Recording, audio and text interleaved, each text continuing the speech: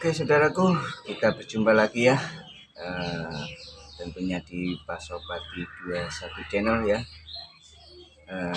Pada pertemuan kali ini saya akan membahas satu komentar sahabat kita ya.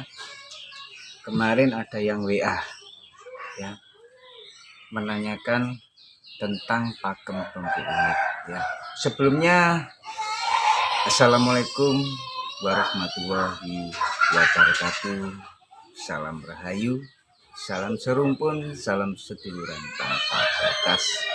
Semoga kalian semua dimanapun berada selalu diberikan kesehatan, keselamatan, dan selalu dilancarkan rezekinya. Amin amin ya robbal alamin.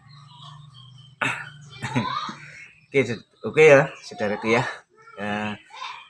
Kemarin ada yang WA saya menanyakan salah satu pakem bambu unik ya, yaitu pakem selendang mukti.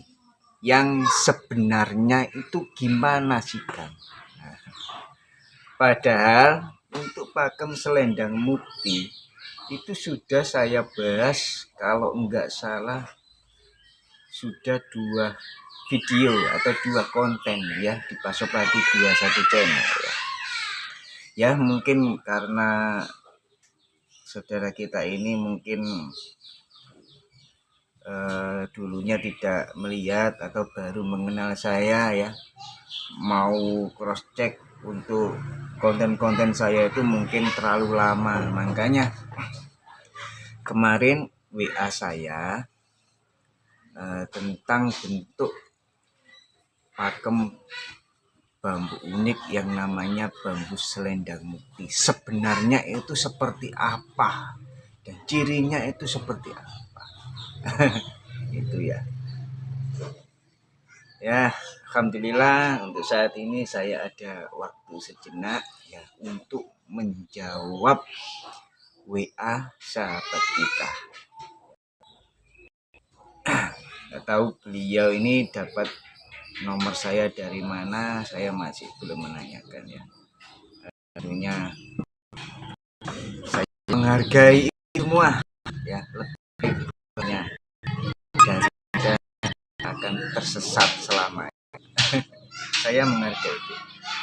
Kemarin saya bilang tunggu jawabannya di Pasopati 21 channel supaya nantinya semuanya juga tahu. Bukan jenengan saja yang tahu, tapi semuanya nanti tahu. Nah, di sini ini ada tuh bambunya. Saya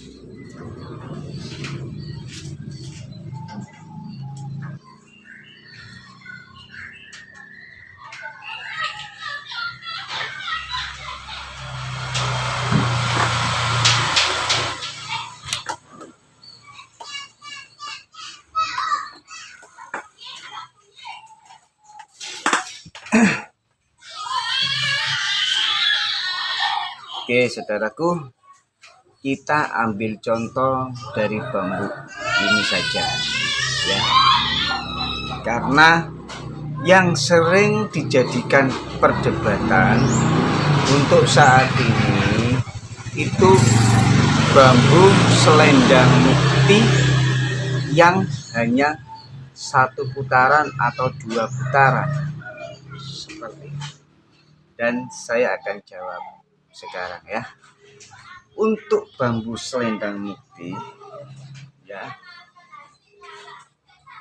dikatakan bambu selendang mukti kalaupun ada ruas yang berputar naik ke atas. Jadi dari bawah ruas ini berputar naik ke atas dan menyambung ke ruas yang di atasnya yang normal.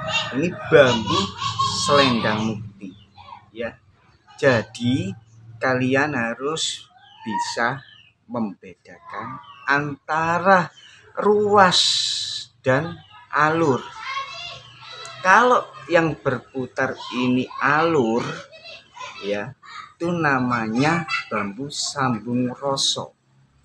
Tapi kalau yang berputar ini ruas itu maksudnya gelangan ruas ini dia pasti akan berselumpring ya. Ruas itu pasti berselumpring ya, dan pasti dia mempunyai mata tunas ya. Kalaupun tidak ada mata tunas berarti dia buta, tergolong masuk selendang mukti buta, seperti itu ya. Biarpun itu yang berputar cuma 1 putaran ataupun 2 putaran ya, namanya tetap bambu selendang mukti. Walaupun itu yang berputar hanya 1 putaran ataupun 2 putaran, tapi kalau yang berputar ini, yang melilit ini, yang berputar ini dia adalah ruas, itu sudah masuk selendang mukti dan bukan sambung rosok lagi ya, perlu diketahui. Jadi harus bisa membedakan antara ruas dan alur.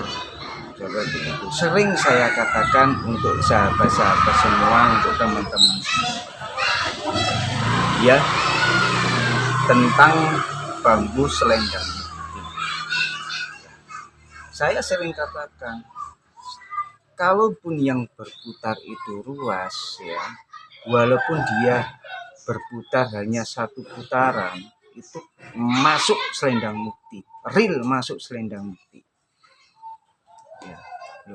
Teman-teman bilang, loh soalnya ada yang bilang selendang mukti itu harus 3 putaran, harus lebih dari 3 putaran ataupun 3 putaran ataupun lebih.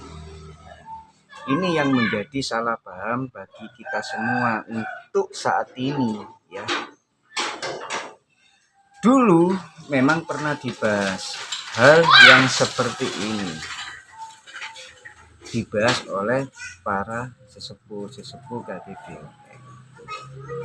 dan sudah diputuskan bahwasanya biarpun 1 putaran, asalkan dia yang berputar itu ruas, itu sudah masuk bambu selendang mukti, teman-teman ya.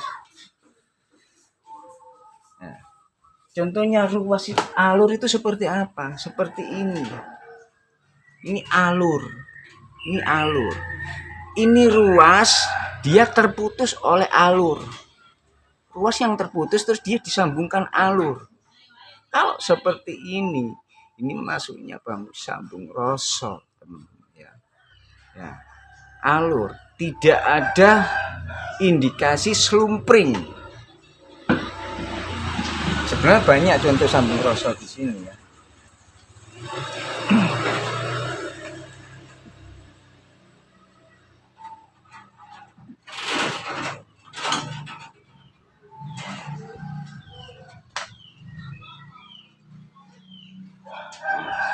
Seperti ini juga. Ini alur. Ya. Ini alur. Ini sambung rosok. Ini alur. Ini juga alur. Jadi harus bisa membedakan ya, teman-teman ya. Jadi sering saya katakan mulai dari dulu sampai sekarang ya, karena banyak sekali teman-teman kita yang baru belajar. Mungkin beliau ini belajarnya lewat YouTube ya, lewat medsos dan sebagainya ya. Kita harus pandai, kita harus cari tahu dulu kita belajar sama siapa ya. Karena sekarang ini banyak sekali YouTube atau konten-konten ya baru seperti itu. Dia baru belajar, baru bisa sedikit saja sudah bikin konten di YouTube ya. Padahal dia sendiri tidak tahu nama pakem ataupun apa itu, tidak tahu ya. Nama pakem pun aja sering salah, apalagi nanti filosofinya ya. Karena pakem sama filosofi itu saling berkaitan, saling berhubungan dan tidak bisa dipisahkan satu sama lain. Karena pakem itu mempunyai arti, mempunyai kajian, dan itu sudah paten, dan itu sudah disepakati oleh semuanya seperti itu. Belajarlah kepada para sesepuh-sesepuhnya seperti itu. Siapa kang sesepuh-sesepuh, cari tahu, pasti banyak teman-teman yang tahu seperti itu ya. Cari tahu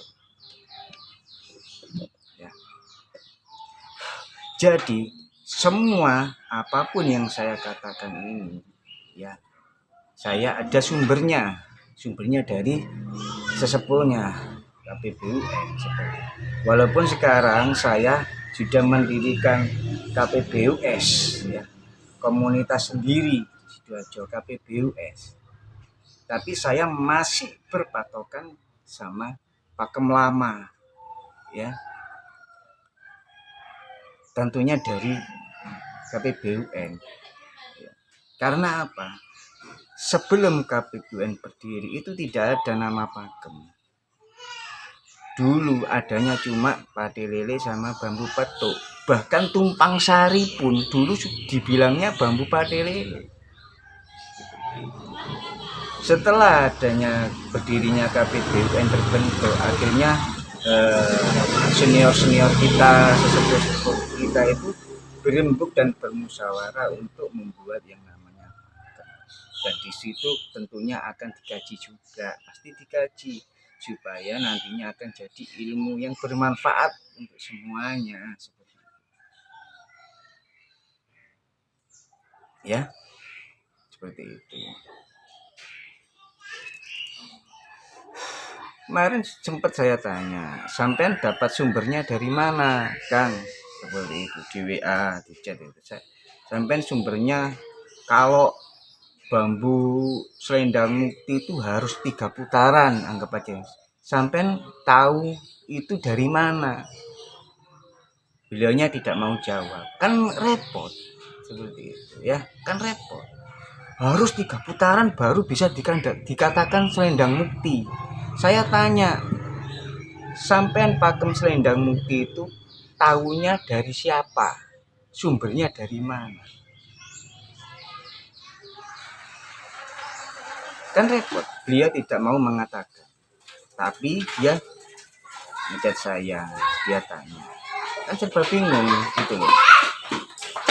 Makanya kita itu belajar harus dengan sumber yang valid ya, yang benar. Jangan sampai salah. Karena salah sedikit, kajian filosofinya juga nantinya pasti salah juga. Selendang tidak di apa filosofinya? Simbolnya simbol pengikat. Ya, rumusnya seperti itu. Wedarannya disesuaikan dengan perjalanan hidup kita masing-masing.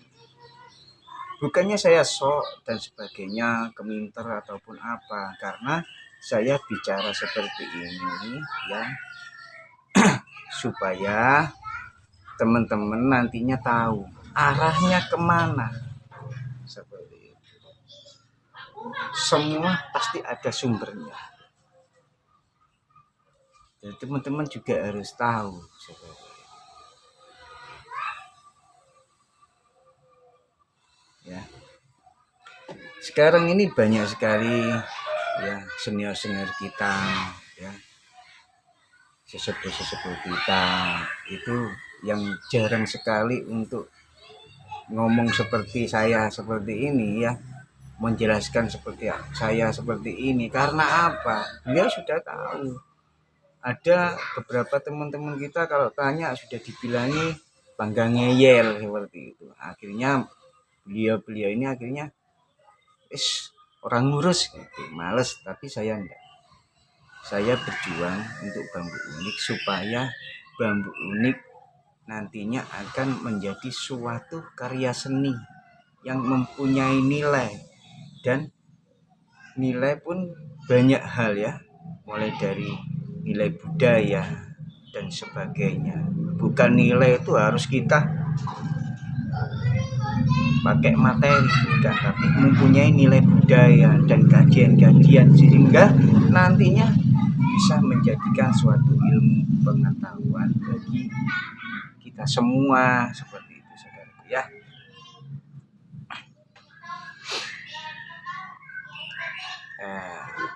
Untuk teman-teman sahabat-sahabat yang komen di WA saya maupun di kolom komentar ya, Pak Sopati ya, saya mengucapkan banyak terima kasih ya. Semoga kalian semua diberikan kesehatan, tentunya yang utama keselamatan, dan selalu dilancarkan rezeki. Oke, sekian dulu penjelasan dari saya. Semoga apapun itu penjelasan dari saya bisa bermanfaat. Ambil sisi positifnya, buang sisi negatifnya. Ingat ya, jalani hidup dengan bahagia ya. Ojo nesuan yo, nesuan yo. Akhir kata, wabillahi taufiq wal hidayah. Assalamualaikum warahmatullahi wabarakatuh. Mantap.